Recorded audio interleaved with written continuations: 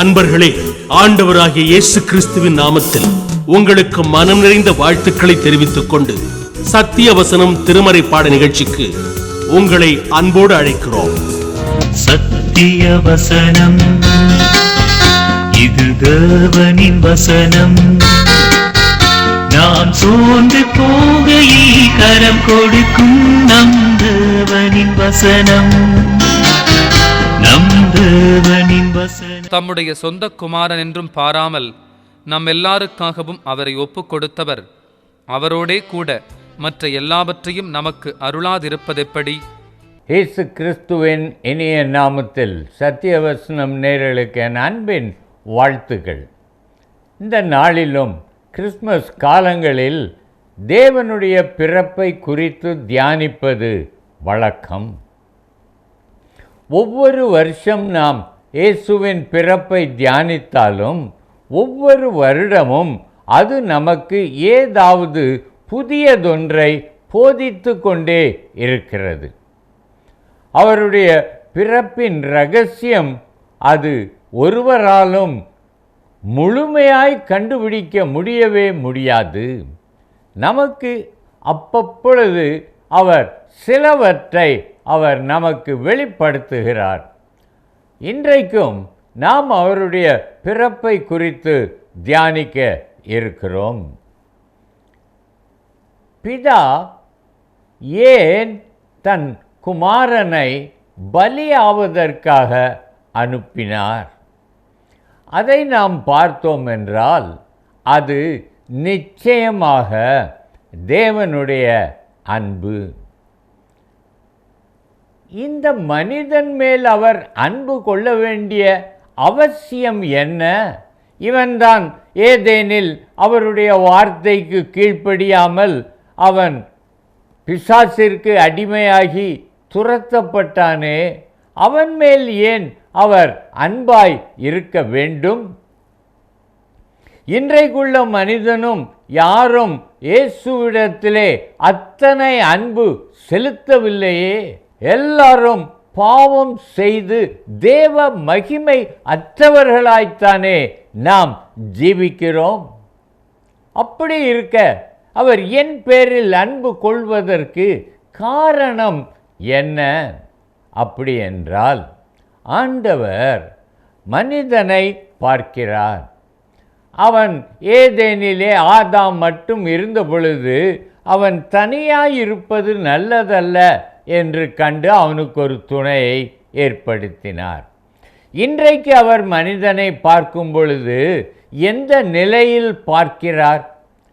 பாவம் செய்ததினால் பாவத்திற்கும் அடிமையாய் இருக்கிறான், பிசாசிற்கும் அடிமையாய் இருக்கிறான்.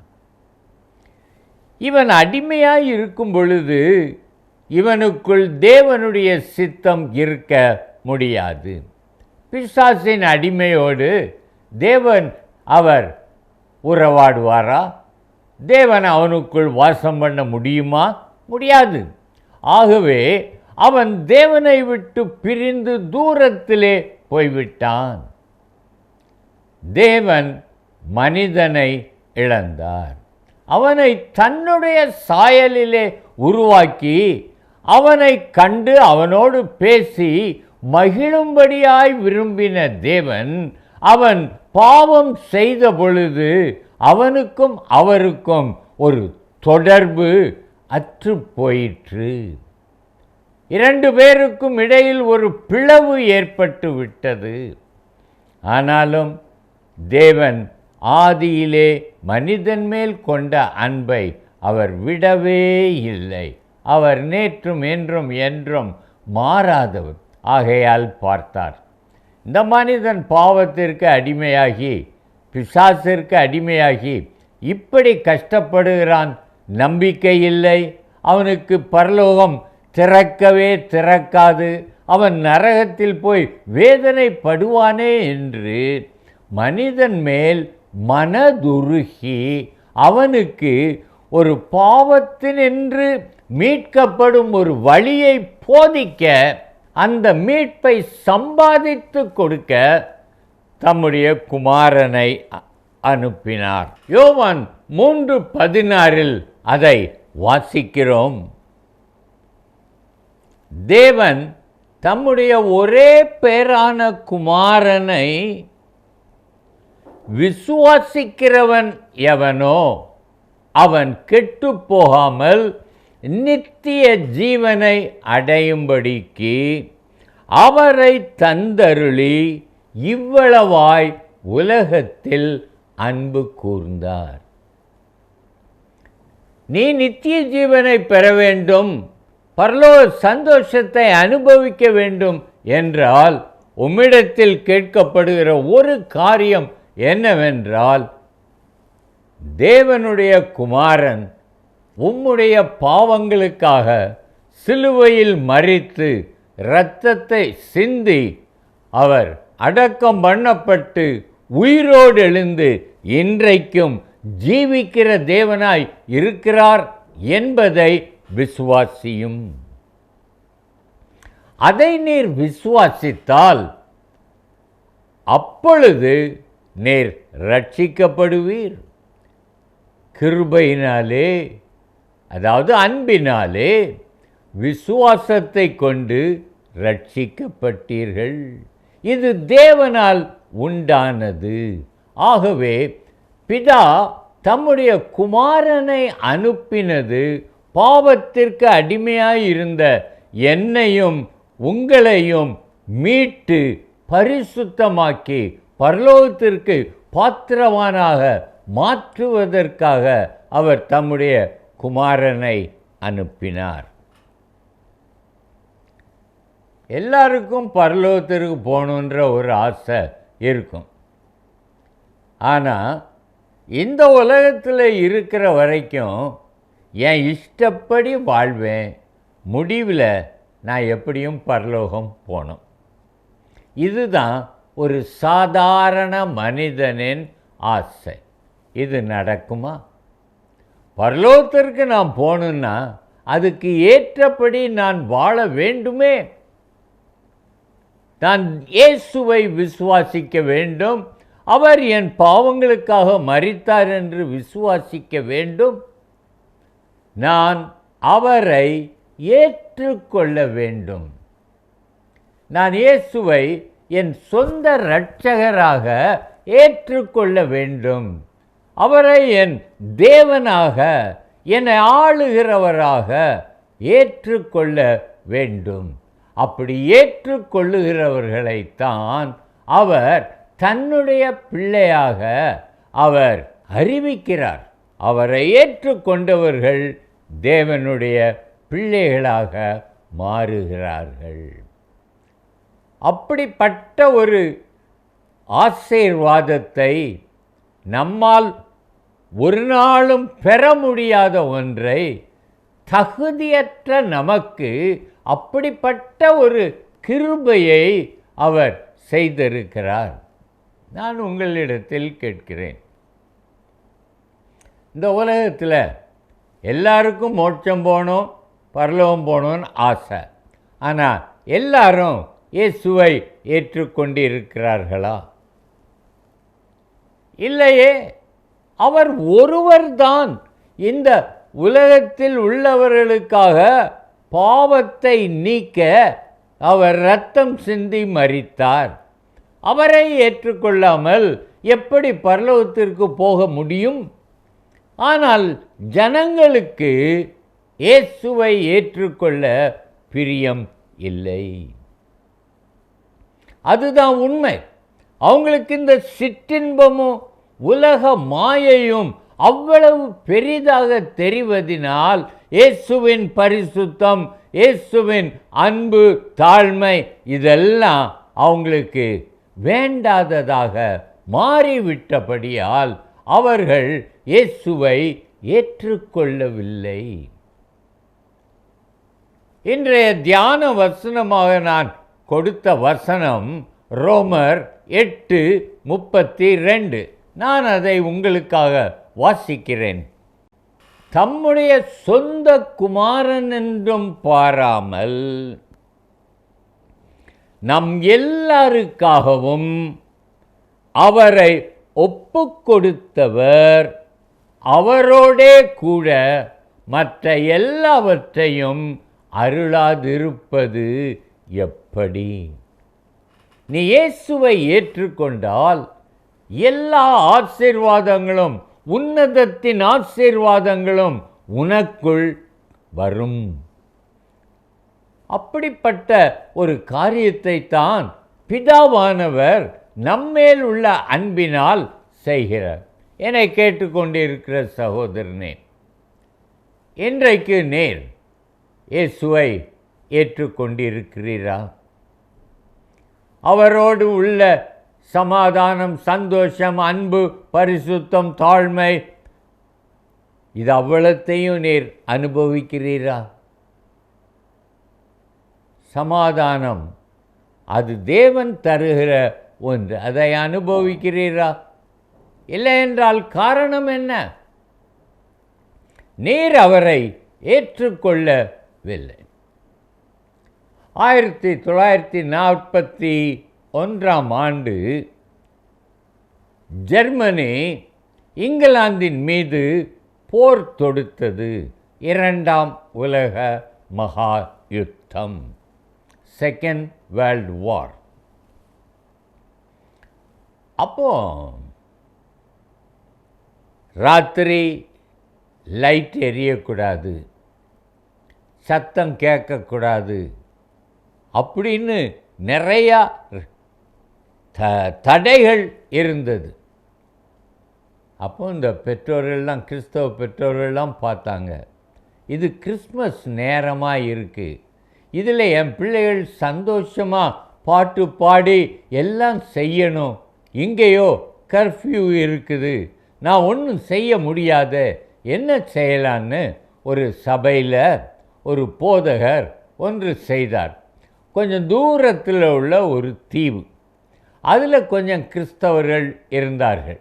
அவங்கக்கிட்ட இவர் பேசி, நான் ஒரு 40 பிள்ளைங்களை அனுப்புகிறேன், அவங்கள இந்த கிறிஸ்மஸில் உங்கள் வீடுகளில் ஏற்றுக்கொள்ளுங்கள், வீட்டுக்கு ஒருவரோ 2 பேரோ நீங்கள் ஏற்று அந்த பிள்ளைகளை உங்கள் பிள்ளைகளாக கிறிஸ்மஸ் கொண்டாட வையுங்கள் என்று சொன்னார். அவர்களும் சந்தோஷமாக சம்மதித்தார்கள். ஆகவே அந்த சபையில் இருந்து ஒரு 41 பிள்ளைகளை பெற்றோர்கள் அங்கே அனுப்பினார்கள். எல்லாரும் உற்சாகமாக போனாங்க. ஒரு கப்பலில் ஏறி அந்த தீவில் போய் இறங்கினாங்க. இறங்கினா எல்லாரும் அந்த ஆலயத்திற்கு போய் சபை போதகரிடத்தில் இருந்தார். சபை போதகர் சொன்னார், இந்த பிள்ளைகளில் நீங்கள் யாரை உங்கள் வீட்டிற்கு அழைத்து செல்ல விரும்புகிறீர்களோ அவர்களை அழைத்து செல்லுங்கள் என்று சொன்னார். அப்போ அங்கே எல்லா பிள்ளைகளும் உஜாராக இருந்தாங்க. அவங்களெல்லாம் அவங்க மற்றவங்க கூட்டிக்கிட்டே போயிட்டாங்க. ஆனால் ஒரு பையன் இருந்தான், ராபர்ட் கென்னி. அந்த கென்னி மூக்கு வடிஞ்சிக்கிட்டு இருந்தது, அழுதுகிட்டே இருந்தான். அவனை யாருமே அவனை வீட்டுக்கு கூப்பிடலை. அப்போ அங்கே ஒரு ஏழை தாய் ஒருத்தங்க இருந்தாங்க. அவங்க 3 பிள்ளைகளை ஏற்கனவே தங்கள் வீட்டுக்கு அழைத்துட்டு போயிட்டாங்க. போதகர் பார்த்தார், ஏம்மா நீங்கள் தான் இந்த பையனை அன்பாக பார்த்துக்கிடுவீங்க, ஆகையால் கொண்டு போங்கன்னு. அந்த அம்மா சொன்னாங்க, என் வீட்டில் 3 படுக்கைகள் தாயா இருக்குது, நான் 3 பேரை நான் கூப்பிட்டுட்டு போயிருக்கிறேன். அப்போ அந்த அம்மாவனை பார்த்தாங்க, ஐயோ பாவம், இவனை எப்படி நான் விட்டுட்டு போவேன், மாட்டேன் அப்படின்னு சொல்லி, வா கென்னி அப்படின்னு அவனையும் தன் வீட்டிற்கு அழைத்து சென்று தன்னோடு படுக்க வைத்து கொள்ளலாம் என்று இருந்தார்கள். படுக்கை நேரம் வந்தது. மற்ற பிள்ளைகளெல்லாம் போய் படுத்து விட்டார்கள். இவனுக்கு உடை மாற்ற வேண்டும். அப்பொழுது மெதுவாக உடையை மாற்றும் பொழுது அவன் பனியனுக்குள் ஒரு கவரை வைத்திருந்தது. பின் பண்ணி இருந்தாங்க. அப்போ அந்த அம்மா மெதுவாக அந்த கவரை எடுத்து பார்த்தா, என் பிள்ளையை தன் வீட்டில் ஏற்றுக்கொள்ளுகிற தாய்க்கு இந்த பரிசு என்று இருந்தது. யாருமே இந்த பையனை ஏற்றுக்கொள்ளவில்லை. இந்த தாய் ஏற்றுக்கொண்டால் அவளுக்கு அங்கே கொடுக்கப்பட்டிருந்தது என்ன? என் மகனை ஏற்றுக்கொள்ளும் தாய்க்கு இந்த பரிசு. அவள் கவரை திறந்தாள். நினைச்சே பார்க்க முடியாது, 50,000 பவுண்டு. அந்த காலத்தில் அது ஒரு பெரிய பிரபுக்கு உள்ளது. அம்மாவுக்கு சொல்ல முடியாத சந்தோஷம். இவ்வளவு பெரிய ஒரு தொகையா? இந்த தம்பியை நான் எங்கள் வீட்டில் ஒரு வாரம் வச்சிருக்கிறதுக்கான அவங்க ரொம்ப சந்தோஷப்பட்டாங்க. ஆகவே பாருங்கள், இந்த பிள்ளையை எல்லாரும் ஏற்றுக்கொள்ளவில்லை. ஆனால் யார் ஏற்றுக்கொண்டார்களோ அவர்களுக்கு மிகுந்த ஆசீர்வாதம். இதைத்தான் யோவான் சுவிசேஷம் 1ஆம் அதிகாரத்தில் 10, 11, 12 வசனங்களில் பார்க்கிறோம். நான் வாசிக்கிறேன். அவர் உலகத்தில் இருந்தார், உலகம் அவரை அறியவில்லை. கென்னியா ஆலயத்தில் தான் இருந்தான். ஆலயத்தில் இருந்தவங்க இவன் தோற்றத்தை கண்டு அழுகிறான் அப்படின்னு அவனை ஏற்றுக்கொள்ளவில்லை, அவனை அறியவில்லை. அவர் தமக்கு சொந்தமானதிலே வந்தார், அவருக்கு சொந்தமானவர்களோ அவரை ஏற்றுக்கொள்ளவில்லை. சகோதரனே, இன்றைக்கு இந்த காரியம் உமக்கு சொல்லப்படுகிறதே. உம்முடைய வாழ்க்கையில் நீர் இயேசுவை ஏற்றுக்கொண்டிருக்கிறீரா? இல்லை என்றால் are you rejecting the Christ? அவர் உமக்கு ஏற்றவராக இல்லை, அவரை கொண்டு போனால் கஷ்டம் என்பதற்காக அவரை நீர் புறக்கணித்து விட்டு மாம்சமும் மனசும் விரும்பினவைகளை செய்ய புறப்பட்டு விட்டீரோ? அவருக்கு சொந்தமானதிலே வந்தார்.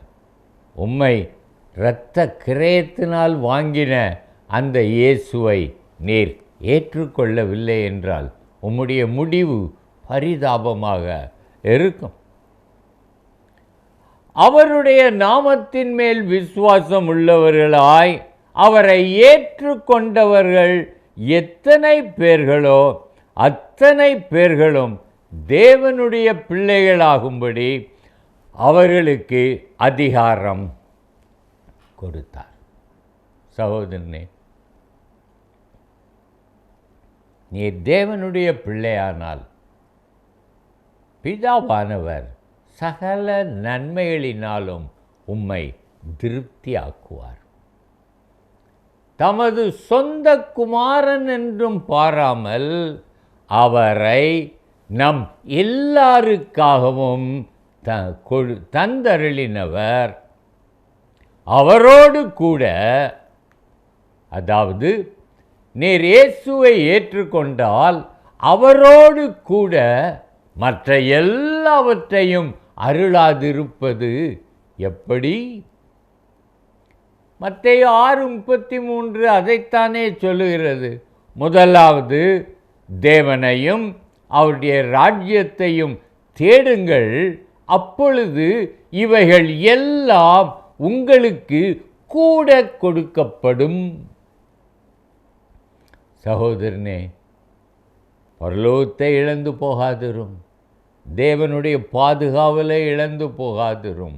உம்முடைய குடும்பத்திற்கு தேவனுடைய பாதுகாவல் தேவை. உம்முடைய பிள்ளைகள் வெளியே போனால் பத்திரமாய் முழுமையாய் திரும்பி வருவார்களா என்பது நிச்சயமில்லாத இந்த காலத்திலே நீர் எவ்வளவு நிர்விசாரமாய் வாழ்ந்து கொண்டிருக்கிறீர்.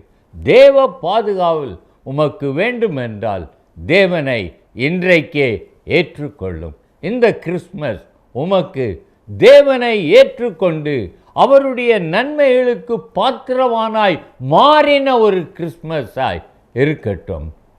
சகோதரனே, இன்றைக்கே நீர் இயேசுவை ஏற்றுக்கொள்ளும். இயேசுவை ஏற்றுக்கொள்வீர் என்றால் இயேசுவின் சமாதானம் உம்முடைய இருதயத்திலும் உம்முடைய குடும்பத்திலும் ஆளுகை செய்யும். உம்முடைய பிள்ளைகளுக்கு பாதுகாவல் உண்டு. உம்மை குறைவின்றி போஷிப்பார். அந்த நல்ல ஆண்டவர், நல்ல மெய்ப்பனானவர் இன்றைக்கு நீர் ஏற்றுக்கொள்வீரா? கண்களை மூடி ஜெபிக்கலாம்.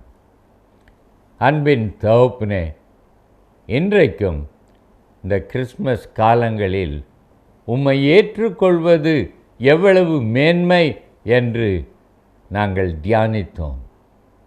என் பாவத்திற்காக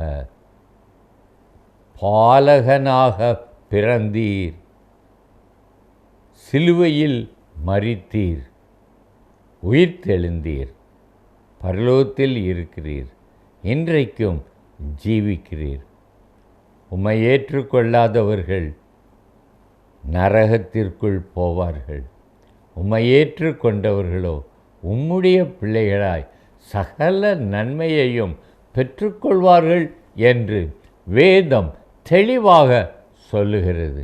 ஆண்டவரே, இன்றைக்கும் என்னை கேட்டுக்கொண்டே இருக்கிற ஒருவராவது உம்மை புறக்கணிக்காதவாறு எல்லாருடைய மனதிலும் கிரியை செய்து அவர்கள் உம்மை ஏற்றுக்கொள்ள நீர் இன்றைக்கு அவர்கள் மனதை ஏவி அருளும். இயேசு நாமத்தில் ஜெபிக்கிறோம் ஜீவனுள்ள பிதாவே, ஆமென். Happy Christmas.